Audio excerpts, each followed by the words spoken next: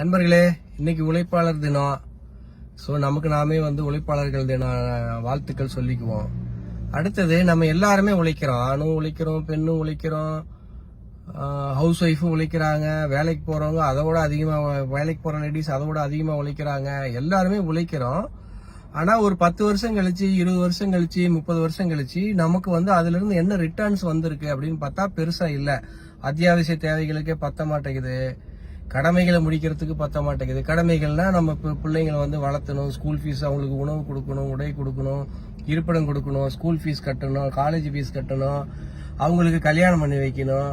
So இந்த மாதிரி நிறைய நமக்கு தேவைகள் இருக்கு. கடமைகள் பண்றதுக்கு நிறைய பண தேவை இருக்கு. ஸோ நம்ம கொடுக்குற உழைப்புக்கு, நம்ம போடுற எஃபர்ட்ஸுக்கு, நம்ம கொடுக்குற டைமுக்கு என்ன ரிட்டர்ன் ஆன் இன்வெஸ்ட்மெண்ட் இருக்கு. அந்த ரிட்டர்ன் ஆன் இன்வெஸ்ட்மெண்ட்ல நமக்கு என்ன பணம் வருது, பதவி வருது, கனவுகள் அடைய முடியுமா, கடனை அடைக்க முடியுமா, கடமையை முடிக்க முடியுமான்னு செக் பண்ணி பார்த்தா 90% பேரால முடியல. Reason choices.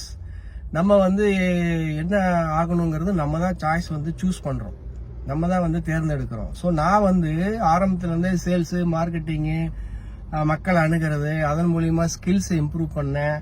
பர்டிகுலரா இந்த ஹெர்பலைஃப் நெட்வொர்க் மார்க்கெட்டிங்கை சூஸ் பண்ணேன். இங்க நான் போடுற உழைப்பு 13 வருஷத்துல பார்த்தா நான் டாப் 1%க்கு